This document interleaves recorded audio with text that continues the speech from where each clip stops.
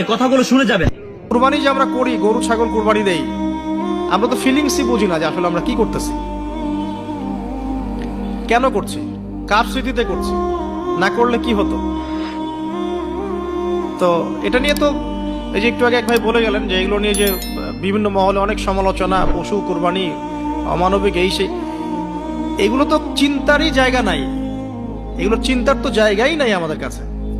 কারণ এখানে সবচেয়ে বড় কথা ছিল নিজের জীবন কুরবানি করা, নিজের জীবনটা কুরবানি করা।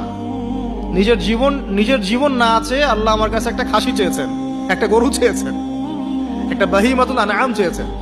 এখানে তো আমার নিজের জীবনটাই দেওয়ার কথা ছিল, ওটা না নিয়ে আল্লাহ পাক বলেছেন যে বাহিমাতুল আনআম একটা দিলেই হবে। তোমার কাছে ওটার গোশতও চাই না, চামড়াও চাই না, কিছুই চাই না, তাকওয়াটুকু চাই, তাতেই এত কথা। এটা দামি বা কত।